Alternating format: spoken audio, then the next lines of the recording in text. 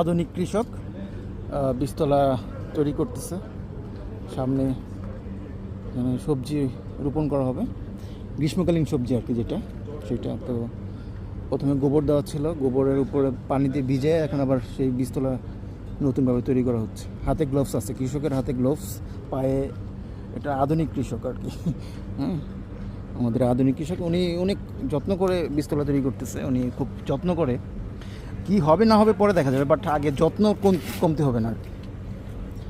তো আমরাও চেষ্টা করবো, যারা থাকি, আমরা এখানে প্রবাসে হচ্ছে, বাট যারা দেশে থাকি আমরা করতে চাই না। আমরা নিজেকে খুব বড় মনে করি যে আমরা কি জানি কি হনো, মানুষ খারাপ বলে। বাট নিজের কাজ নিজে করলে আপনার অনেক শরীর থেকে যে ঘাম বের হয়, এটা শরীরের জন্য ভালো, এবং টাটকা শাকসবজি আমরা খেতে পারি। তো চেষ্টা করবো আমরা সবাই যতটুকু যদি থাকে। আর যারা শহরে থাকি তারা হয়তো তেমন একটা পারে না, তবুও আমরা ছাদ বাগান করতে পারি। বাট যারা গ্রামে থাকি তারা চেষ্টা করব। কাজ কোনোটাই ছোটো না, এটা নিজের জন্য ভালো, শরীরের জন্য ভালো, এবং যে খাবারটা খাবো সেটাও ফরমালিন মুক্ত, বিষমুক্ত আর কি। চেষ্টা করবো যতটুকু পারি। ভালো থাকবেন।